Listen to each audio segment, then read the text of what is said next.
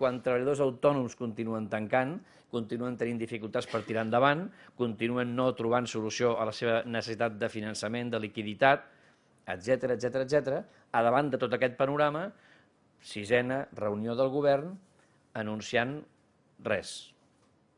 En relació a allò que per nosaltres és la primera i principal prioritat que té Catalunya en aquests moments. A davant d'aquesta manca d'informació, a davant d'aquesta opacitat, d'aquesta manca de transparència, se'ns demana un acte de fe. I nosaltres en el govern li diem que no estem per fer actes de fe amb aquest govern. El que volem és transparència, xifres, concreció, papers, documents, informes, poder-los debatre i a partir d'aquí poder opinar. En tot cas, el que és evident és que endeutar-se més amb la situació actual de la Generalitat no és la solució.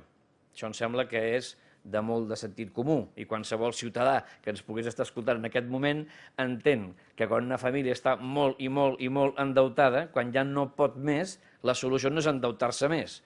Aquesta no és la solució. Evidentment, això ha d'anar acompanyat, en tot cas, de moltes altres mesures que desconeixem, perquè en aquest Parlament no s'han explicat. Que molts ciutadans de Catalunya varen dipositar confiança en aquesta proposta electoral pensant realment que després es compliria.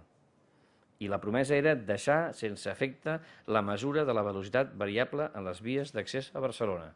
I aquest és el contingut estricte d'una proposició de llei que el nostre grup parlamentari ha presentat ja en el registre, que tots vostès la poden veure. Aquest era el nostre compromís electoral, coincident amb el compromís electoral de qui avui està governant a Catalunya, i quin text es reflexa literalment en aquesta proposta de resolució que votarem quan sigui el moment, quan l'ordre del dia ho estableixi, en la comissió corresponent, però que ens temem que no podrà tenir el vot de qui en aquests moments governa perquè el que ha fet és incomplir una promesa electoral.